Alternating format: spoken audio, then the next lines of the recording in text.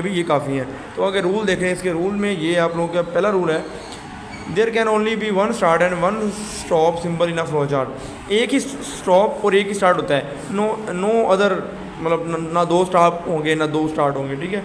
Only one flow line can be use with the start symbol, एक line आएगी start से। Only one line can enter decision symbol, decision symbol में भी एक line जाएगी लेकिन दो लाइन उससे बाहर आ रही होंगी। और फ्लो लाइन आपकी should not cross each other, एक क्रॉस ना कर रही हो, फ्लो चार्ट सीधी आ रही हो, एक दूसरे को इंटरसेक्ट ना कर रही हो। और direction of the flow chart is either from top to bottom और left to right. Flow chart की आपकी जो डायरेक्शन होती है वो top to bottom, right to left वगैरह होती है, मतलब आपस में इंटरसेक्ट नहीं करता ना। तो अब 58 पर देखें, लास्ट में एग्जांपल है, जैसे आपने हेलो वर्ल्ड एक आपके पास फ्रेज है, इसको आपने एल्गोरिज्म है, इसका आपने फ्लो चार्ट ड्रा करवाना है। तो पहले क्या करेंगे, स्टार्ट करेंगे प्रिंट हेलो वर्ल्ड, किस में आएगा, देखो ये पैरेललोग्राम में आएगा। पैरेललोग्राम के बाद आप स्टॉप करेंगे, स्टार्ट और स्टॉप दोनों किस में है, ये आपका वो जो पहला सिंबल था क्या नाम था उसको, ओवल, उसमें आएंगे। तो इस तरह से आप एल्गोरिज्म को भी बेटा फ्लो चार्ट में रिप्रेजेंट कर सकते हो। तो ये आपका सिंपल ये तरीका है, यही था आज का जो है वो। वैसे फ्लो चार्ट के बारे में पढ़ना था आज आप लोगों की डायरी के ऊपर, यही है। उसके बाद देखें थिंग्स टू नो,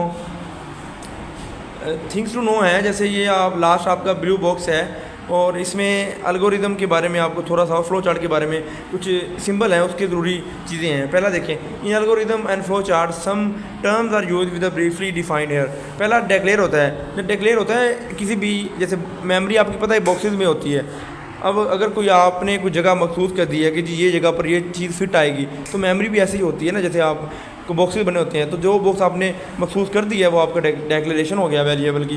वेरिएबल होता खुद क्या है, ये नाम होता है वो बॉक्स का। बॉक्स के अंदर कुछ चीज़ रख देना, ये डिक्लेयर हो गया, उसको नाम दे दिया वेरिएबल।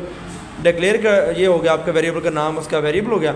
और रीड एग्जीक्यूशन ऑफ प्रोग्राम भी मतलब वेरिएबल होता है, अगर किसको नाम दे दो। तो रीड देखो, अगर आपने वैल्यू स्टोर करा दी तो आपने रीड कर रहे हो, ठीक है, वेरिएबल को।